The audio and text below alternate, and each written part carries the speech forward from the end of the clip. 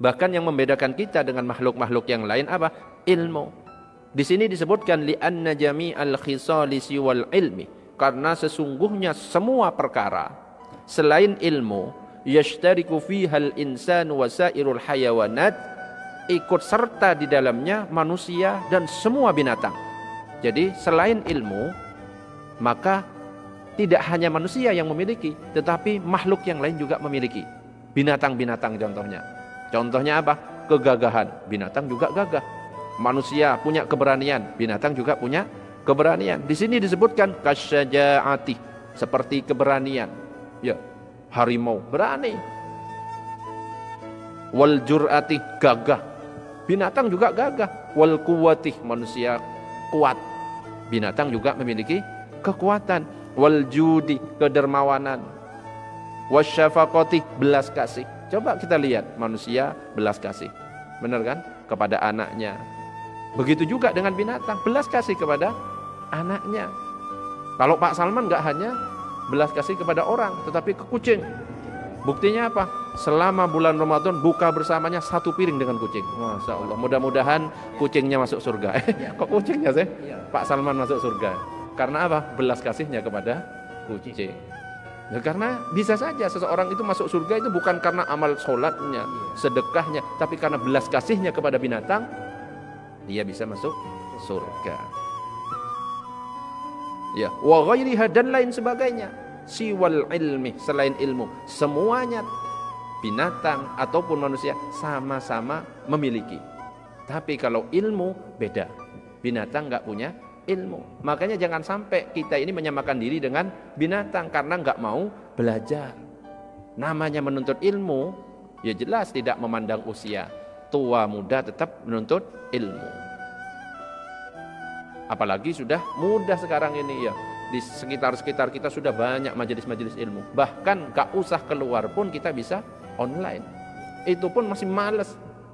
Ya, padahal sudah jelas disebutkan oleh Allah dalam Al-Quran bahwa beda antara orang yang berilmu sama yang tidak berilmu. Disebutkan dalam Al-Quran surat Az-Zumar. Qul hal yastawil ladzina ya'lamuna wal ladzina la ya'lamun. Katakanlah, apakah sama orang-orang yang mengetahui dengan orang yang tidak mengetahui? Kira-kira sama enggak orang yang berilmu sama yang tidak berilmu? Beda. Dan kelihatan. Apalagi dia tidak punya ilmu, ngomong kelihatan bodohnya. Kalau orang yang berilmu, diem, nampak wibawanya. Bahkan kalau orang berilmu, ibaratnya permata digabung dengan batu kerikil yang hitam-hitam, nampak enggak?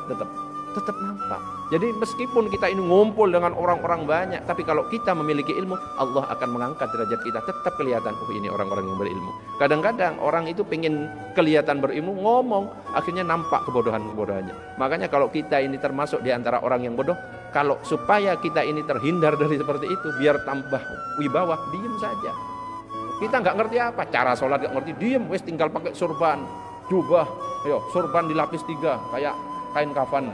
Wes, Ustaz, ngono, dicium bolak-balik, paham dah? Biar kita nggak ketahuan, malah ngomong, wes kelihatan, ini gobloknya kelihatan, gitu loh, paham ya? Makanya, jadi bukan karena pandai ngomongnya orang itu. Wes diem saja, diemnya orang yang pintar tuh kelihatan, masya Allah ini. Ya kalau kita benar ya perkiraannya, ternyata diemnya karena menutupi kebodohannya bisa juga. Ya. Bahkan kalau kita misalnya ingin mendapatkan dunia, ya dengan ilmu. Ingin mendapatkan akhirat dengan ilmu. Makanya disebutkan dalam hadis Nabi itu, man aradad dunya, siapa yang ingin mendapatkan dunia, fa alaihi bil ilmi. Maka dengan ilmu. Ya. Wa man aradal akhirah, siapa yang ingin mendapatkan akhirat, fa alaihi bil ilmi, dengan ilmu. Wa man aradahuma, siapa yang ingin mendapatkan keduanya, dunia dan akhirat, fa alaihi bil ilmi, yaitu dengan ilmu. Makanya Nabi Sulaiman itu pernah ditawarkan oleh Allah, hei Sulaiman, kamu milih apa? Harta, tahta, ilmu. Yang dipilih oleh Nabi Sulaiman apa? Ilmu. Akhirnya dengan Nabi Sulaiman memilih ilmu, maka Nabi Sulaiman mendapatkan harta dan juga mendapatkan tahta.